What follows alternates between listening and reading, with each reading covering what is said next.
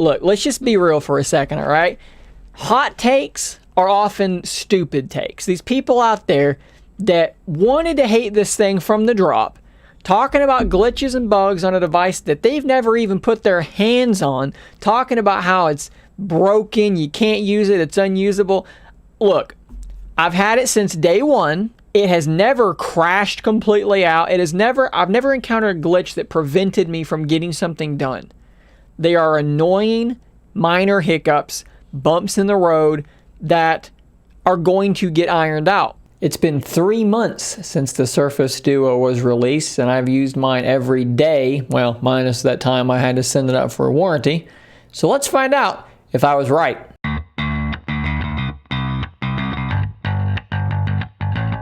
So what we're going to do in this video is I'm going to play you clips from my original review of the Surface Duo, and then I'm going to share what I think, what has changed about my opinion on the Duo, if anything, since that initial review. I think that the hardware is easily the show-stopping sort of thing about this device.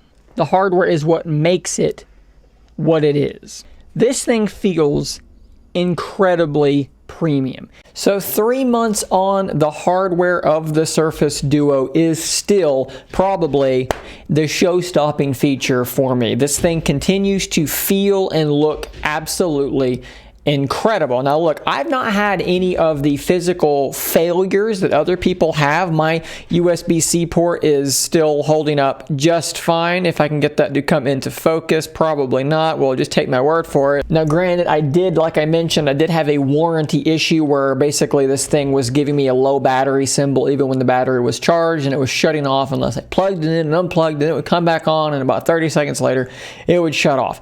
That is a hardware problem. Maybe could have also been software. I'm not really sure. I did a factory reset and it didn't fix it, so probably it was hardware.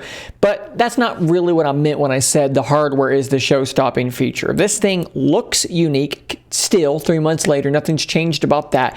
It feels great in the hand. My hinge continues to be incredibly smooth and continues to work really, really well. I am using my naked at this point. I don't have any case or any bumper on it because it just looks and feels so good. So once it's open, that's where you get to what makes this thing such a weird device. You have 2 screens. Now each screen is a 4:3 aspect ratio, which combined for one 3:2 aspect ratio area. That is what makes it Surface Duo. You're supposed to be multitasking with this thing. So that's really the pitch, the elevator pitch of this device. You've got dual monitors on the go. Take it with you wherever you want and get your multitasking done wherever you happen to be sitting. And that pitch still is alluring to me. It still is real to me, and it's something that I do every single day. Let's say you go back to Twitter. Let's put Twitter in spanning mode. Well, guess what? Now you're just going to have a really big Twitter. And now on what you're seeing, you're just seeing a really wide screen. And that looks really good, right? Well, the problem here is that what I'm getting actually looks like this. So app spanning is something that I generally just don't do. I might span an app maybe once or twice a day very briefly. There's very few apps that really work well for that. If you're scrolling long vertical lists, you can span them. I think I use Twitter as an example in my video. Look, if you want to span Twitter and then go vertical with it, that does work, you know, relatively well. You've got more space to do that with. But spanning, honestly, is something that I just don't really do. And even when we're talking about the app pairs where you launch 2 apps at once, it's not really something that I do at all. What I find myself doing is using 2 independent apps at the same time. So maybe, you know, this is a weird example, but maybe Twitter and YouTube or something like that. That's how I use my Surface Duo. It was unclear at that point how much I was going to use spanning or the app pairing feature. I wasn't using it much then either, but I wanted to give it time. Well, 3 months later, it's just not something that I use. So when people talk about, well, hey, there's no app support for the Surface Duo, none of these apps are supporting spanning in the sense that, you know, you're taking advantage of having both screens being used by the same app. Like for instance, if you're talking about Microsoft's News app, and you span that, you get your list of news stories here, and then the actual news story itself on the other screen. I don't care. I don't care if another app ever supports spanning in that way, because I don't use it. I just don't. To me, this thing is about doing two things at once, not one thing on two screens. That defeats the entire purpose of the device for me. And of course, you can have YouTube running over here, Reddit running over here, be doing whatever you want to do, multitasking like a boss. Let's say you want to put YouTube over there. Great, you can just toss it over there, no problem at all. No lag, no stutter, no problem. Let's open Reddit back up over on this side. It just works. And it still just works. And like I've already said, I do it all the time. I do it all day long, and it works tremendously to this point. There's never been any glitchiness for me in terms of having two apps running at once. Having YouTube playing a video while I'm scrolling through Twitter, Reddit, what have you, that stuff continues to work. Having a news article up with OneNote up and I'm taking notes or I'm retweeting things to give myself reminders of what to talk about later on, it still works. I think that the thing that has frustrated me the most with this has been the camera, both in its performance, which is pretty lackluster, but also just in the way that it operates. So the camera is still probably the weakest part of this device. Now, things have improved a little bit in terms of when you launch this thing, being able to switch screens and so forth. That does work a little bit better now. Although, if I'm being honest with you, I have actually just started using the Gcam Go port as my daily camera. If I want to take, maybe sometimes if I want a better picture, the stock camera app might take a slightly better picture, but the Gcam Go app is consistent. The shutter speed is much better. It's just a better camera app at this moment. Shutter speed, the lag when taking a picture in the default app is still there. It is still finicky for me when it's in phone mode and you're trying to switch from being a selfie picture to switching around to being, you just saw it there, switched, and then it switched right back. It's finicky. It still doesn't work super well. I just don't take that many pictures anymore, and it kind of sucks, but it is what it is. That is the sacrifice you're making. The camera still sucks. I have done several videos about the performance improvement with the camera, and I'll link to them in the comments down below if you want to see the picture for picture, kind of what photos on the Duo look like today. There is a video there for that as well, but the camera still is not great. So let's talk about this guy in phone mode, because it's not something that a lot of people are talking about. In just straight up phone mode, what you have at that point is just a really wide phone. And it's something that I talked about in a separate video. You can actually go into the developer settings and change the DPI and make it so that you're going to start getting the tablet version of many apps. See, I'm getting the tablet version of YouTube because it's a wide enough screen.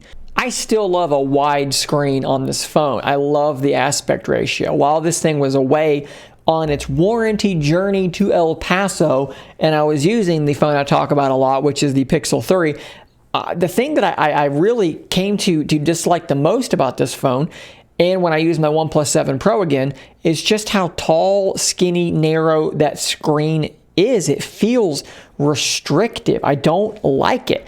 It's a similar feeling to when I go and try to use a laptop that uses a 16:9 aspect ratio instead of my Surface Pro device. I like the tall, wide, big screen like that. I can just get more done. That is more true as time goes on. As I get more and more used to it, when I hold another phone, it just feels cramped, and I just found myself thinking, how could I possibly get anything done on a screen this small, skinny, and cramped? So when you are using just the gesture navigation, the bar down here at the bottom is all you have. And when you want to go home, you swipe up on that. The problem with that is you have to swipe perfectly straight up. And if you swipe too far, you just get that happening. And if you swipe off axis, you wind up just throwing the app onto the other screen. That's not necessarily a bug outright, but it's frustrating and it makes things feel glitchy. You're trying to go home and you're just sort of tossing your app back and forth, and it gets frustrating. So let's talk about the gesture navigation on this phone. In my old video, I was actually using the button navigation instead of the gesture navigation because the gestures were so weird and glitchy. Well, how are they now? I would say that they are considerably better. I can fairly consistently open an app and close an app.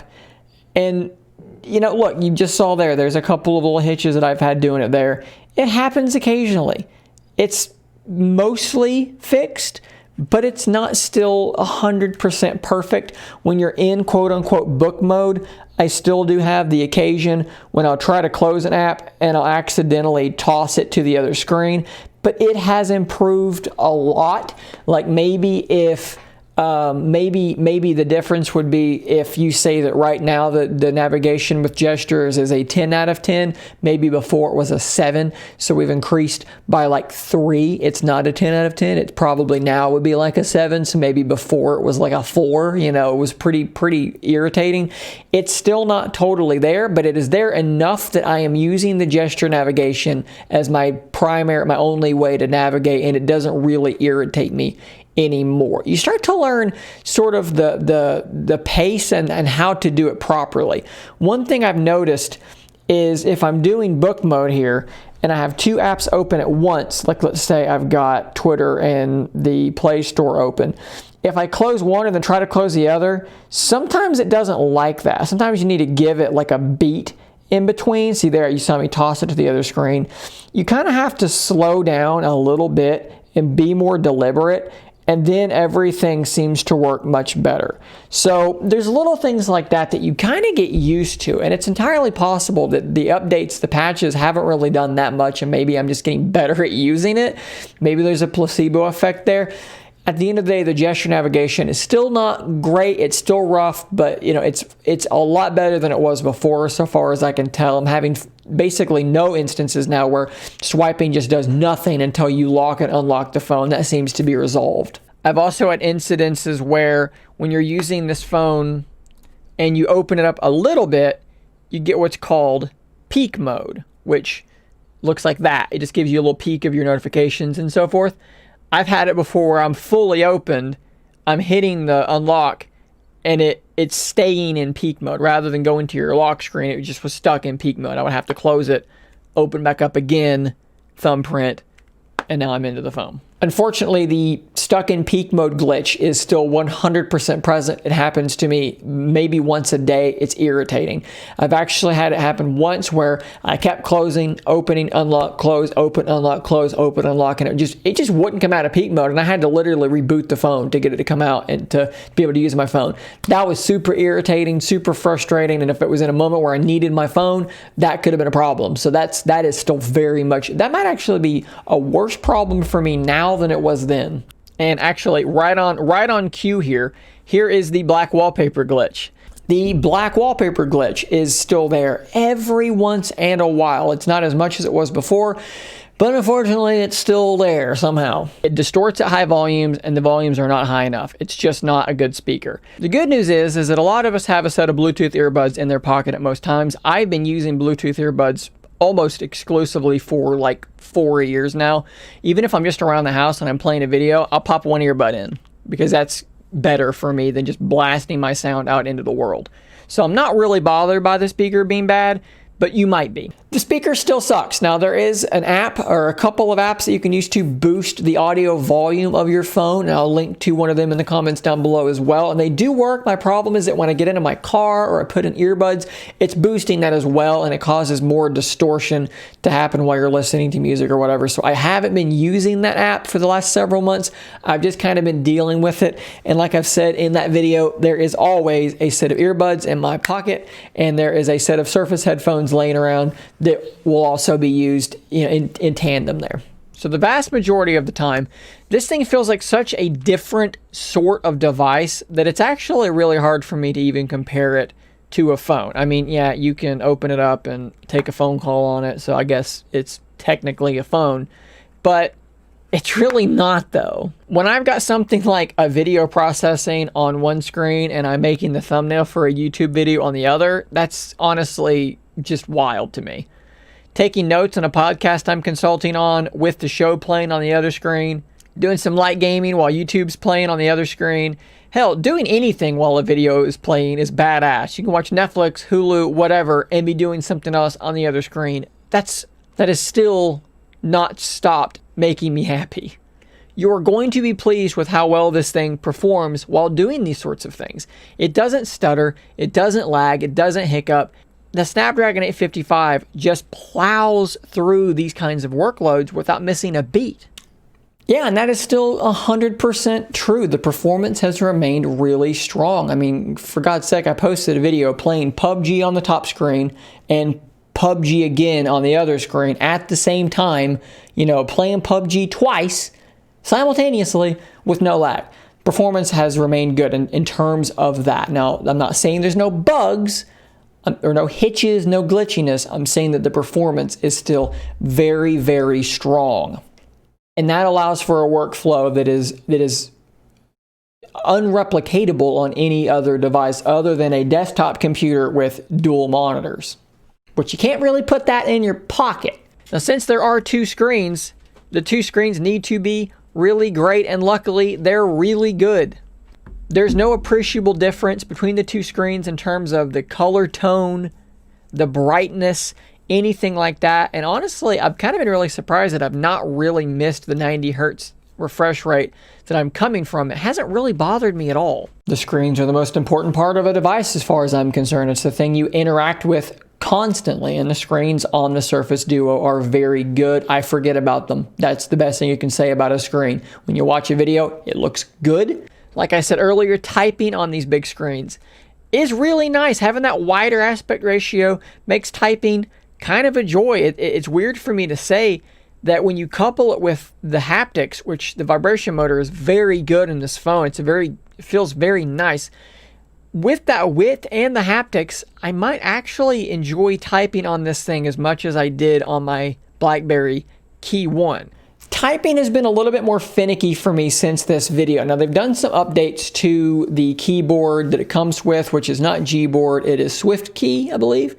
And I'm on the SwiftKey beta, and there's been some weird things here and there. Like for a while, the voice typing wasn't working. That got fixed again. They've added a keyboard style where it's basically split. So you've got a little bit of keys over here, a little bit of the keys over here, so you can type like that. I don't like that. It's not really comfortable to me, but that's been added as well. Overall, there have been some glitches here and there, but they've all been pretty much resolved, and I'm back to feeling like, yeah, the typing is a pretty good experience. And I actually find myself pretty regularly going into phone mode and thumb typing, whereas before I was explicitly a one-thumb swipe typer. And I felt pretty accurate and pretty confident typing in that way. It was really funny for me to see some reviews, one in particular from Ars Technica, where the guy said that typing was like totally broken and he just couldn't type on this thing at all, when I'm over here experiencing like pretty damn good typing. Battery life has been really surprising for me. I didn't think it was going to be horrible, but I thought it would probably struggle to get me through a day. Right now it is 4:37 p.m. It's been off the charger since 8 o'clock. I am at 63% battery. Now, this has not been a heavy day worth of use for me, but I've used the phone, like it's been being used. I've done some texting, I've done some browsing Reddit, I've watched a YouTube video or two. Battery life was solid, and as I pound the device less now that I've gotten used to it, in those early days, I'm using the crap out of the phone because I'm just excited to have it. Battery life has gotten actually even better over time for me. Like if I look at my screen time right now for today, I've got an hour and a half of screen time already on, 44 unlocks. I'm at 75% battery.